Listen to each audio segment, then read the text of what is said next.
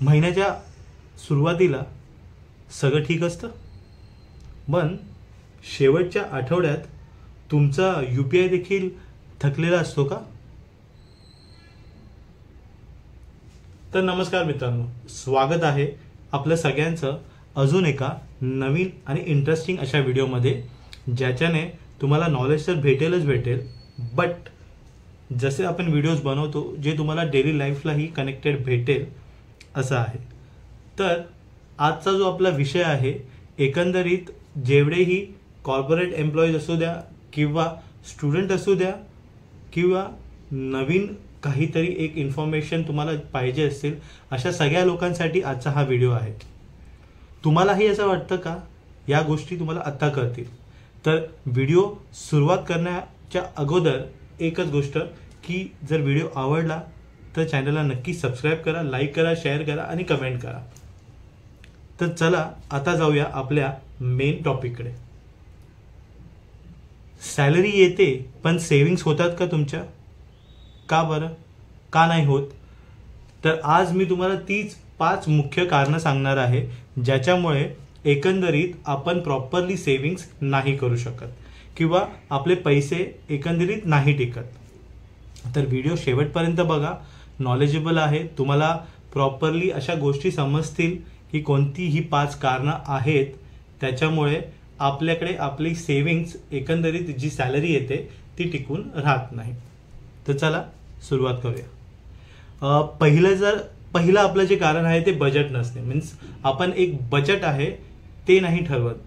ज्याप्रमाणे माझा एक पाठचा व्हिडिओ ठेवलेला होता, मी बनवलेला होता CTC वर्सेस इन हँडमध्ये. त्याच्यामध्ये मी सुद्धा एक एक्सप्लेन केलेलं 50-30-20. आपलं कसं असतं, पगार आला की खर्च सुरू होतो, पण तुम्ही महिन्याचा बजेट बनवता का, जे नक्की तुम्हाला फायदेकारकच आहे. तर 50-30-20 किंवा 50-30-20 हा जो बजेटिंगचा रूल आहे तो तुम्ही नक्की बनवा. म्हणजे तुम्हाला प्रत्येक महिन्यात समजेल की काय गोष्टी आहे. 50% तुमचा गरजेचा खर्च असतो, ठीक आहे.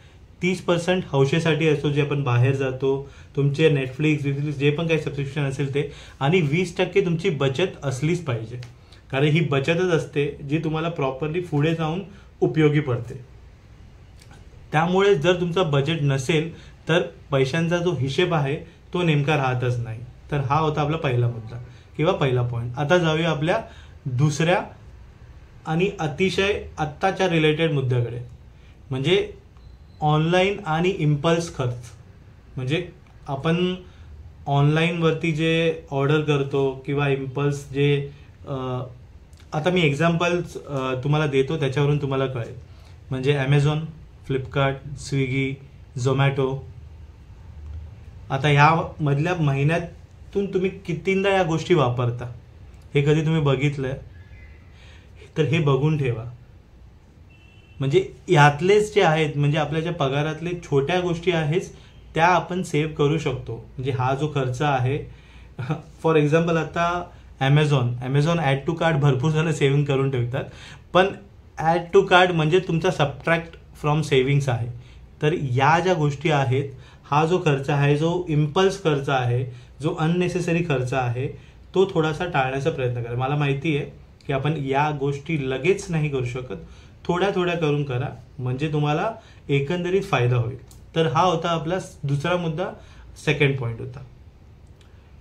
आता तिसरा मुद्दा आपला, म्हणजे आपलं असं असतं की कोणतंही आर्थिक लक्ष नाही आपलं. सेव्हिंग्स करायचं तुम्हाला कारण हवं असेल तर आपण एक असा बजेट ठेवला पाहिजे. बेसिकली हा जो बजेट असतो आपला, तो आपल्या सॅलरीप्रमाणे ठेवा. समजा एखाद्याची जर सॅलरी आहे महिन्याची 1 लाख रुपये आहे, म्हणजे 1 लाख रुपये त्याला 6 महिन्यात सेव्ह करायचे आहे. तर असा जर तुम्ही टार्गेट ठेवाल, आता ज्याची सॅलरी आहे त्याच्यावरती डिपेंड आहे. जर तुम्हाला 6 महिन्यात 1 लाख रुपये सेव्ह करायचे आहेत, म्हणजे एकंदरीत तुम्हाला 1 लाख रुपये आहेत ते 6 महिन्यात सेव्ह करण्यासाठी प्रत्येक महिन्याला किती खर्च करावे लागतील, म्हणजे किती सेव्ह करावे लागतील, या हिशेबाने आपण बघितलं पाहिजे.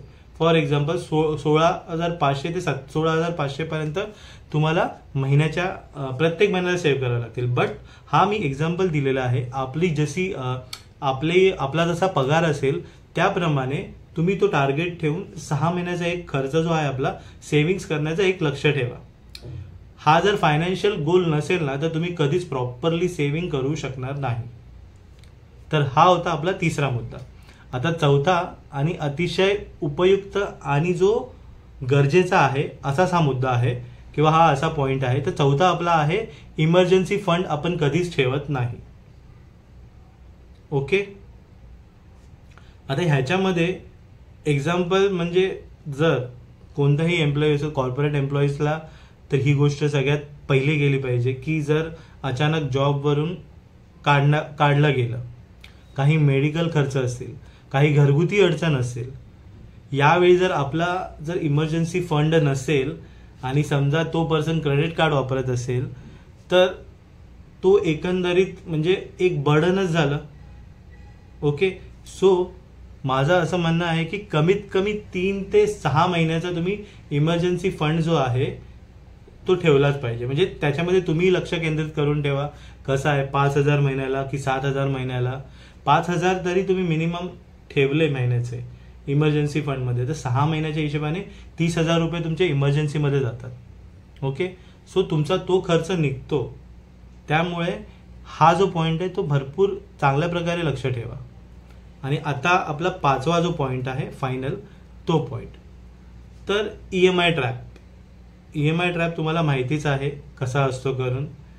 पण माझं असं म्हणणं आहे की ज्यांचं हाऊसिंग लोन चालू आहे त्यांचा एक तर पहिलाच एक EMI चालू असतो आणि तो असतो 20-25 वर्षांसाठी. तर ऑलरेडी आपण त्या बर्डनमध्ये अडकलेलोच असतो. मग त्याच्या व्यतिरिक्त क्रेडिट कार्डचा EMI आला, फोनचा EMI आला, बाईकचा EMI आला. तर ह्याच्यामध्येच आपला जो EMI भरण्यामध्येच आपली अर्धी सॅलरी किंवा आपली 50% पेक्षा सॅलरी निघून जाते. स्मार्टफोन आणि या गोष्टी ज्या असतात त्या चांगल्या असतात. बट माझं म्हणणं आहे की त्या आपण कशा कमी करू शकतो या गोष्टींकडे लक्ष ठेवा. फालतू म्हणजे अननेसेसरी जे EMIचं आहे त्या जाळ्यात तुम्ही अडकू नका. त्याच्या व्यतिरिक्त सेव्हिंग्स करा. एक 6 महिने वर्षभर सेव्हिंग्स करा आणि डायरेक्टली त्या पैशातून तुम्ही ज्या तुमच्या गोष्टी असतील ज्याची तुम्हाला खरंच गरज आहे त्या गोष्टी तुम्ही नक्कीच घेऊ शकता. तर माझे हे जे 5 पॉईंट होते ते मेन होते ज्याच्याने तुम्हाला थोडीफार ना फार तरी हेल्प होईल. पण व्हिडिओ तुम्ही जेव्हा 2दा-3दा बघाल तेव्हा तुम्हाला एकंदरीत कळेल की कसं काय आहे करून. अदरवाईज काय होईल की एकदा व्हिडिओ बघून सोडून द्याल तर तुम्हाला काही कळणार नाही. तर आपला शेवटचा एक पॉईंट आहे. जर तुमचं पण असं काही चालू असेल तर मला कमेंटमध्ये सांगा. आपण अजून काहीतरी गोष्टी माझ्याकडे सेव्हिंग्सच्या रिलेटेड भरपूर साऱ्या गोष्टी आहेत त्या आपण नक्कीच डिस्कस करू शकतो. आणि हा जर व्हिडिओ तुम्हाला आवडला असेल याच्यातून काही इन्फॉर्मेशन प्रॉपरली अशी तुम्हाला भेटली असेल तर व्हिडिओ नक्की लाईक करा, चॅनलला सबस्क्राईब करा.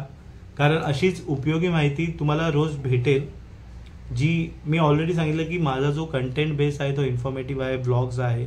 आपलं ट्रॅव्हल अजून स्टार्ट नाही झालं, एकदा ते स्टार्ट झालं की त्याचे व्हिडिओज आहेत, कॉर्पोरेट व्हिडिओज जे आहेत ते आहेत. तर एकंदरीत ह्याच्या थ्रू तुम्हाला काही ना काही चांगली इन्फॉर्मेशनच भेटेल.